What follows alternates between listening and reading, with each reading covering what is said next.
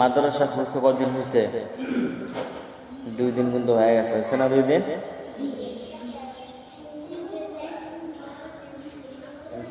বাসায় কে কি পড়ছো? ঠিক আছে, এখন পড়া দিব না, এখন ধর্ম দেখবো কে পাস হয়, কে কে পরীক্ষায় পাস হয়। ঠিক আছে, বাসা থেকে আসছো, বাসায় পড়ছো কিনা, ঠিক আছে, এটা পড়া ধর্ম, তখন বুঝে যাবো কে পড়ছে কে পড়া নেই। তোমার নাম জানি কি? তহসিন। আসো, তহসিন নাকি, আসো। একবার সহজ এক হাদিস ধর্ম, 13 নম্বর হাদিস শরীফটা বলো।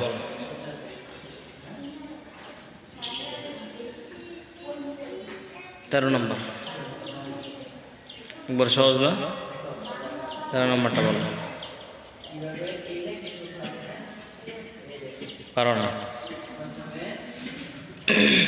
কান ধরে দাঁড়া থাকো জায়গায়। শামিম আসো, চালু আসো।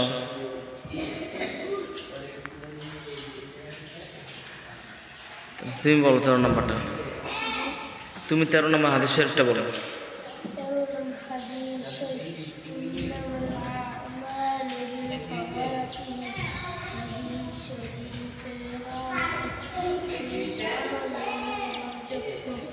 মাশাআল্লাহ, যাও। মেহেদি আসো।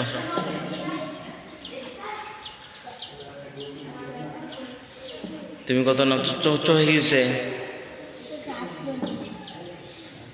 আচ্ছা, তুমি বলো, যাও সহজ একটা তো 12 নম্বরটা।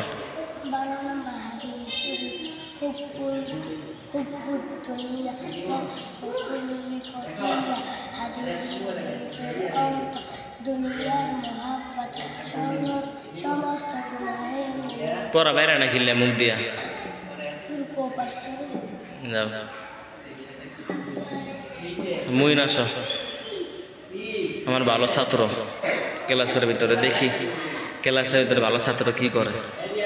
তোমার একটু হালকা একটু কঠিন ধরতে হবে অবশ্যই। তুমি বলবা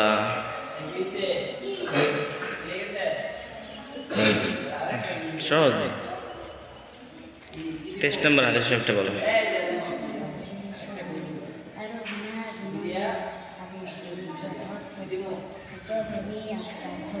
আরো জোরে, আওয়াজ পাই নাই।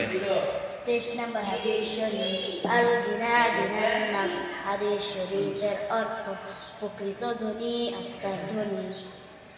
যাও, মাশাআল্লাহ, পারছে। হ্যাঁ, তাহলে আচ্ছা, এবার মিজানুর রহমান আজহারি।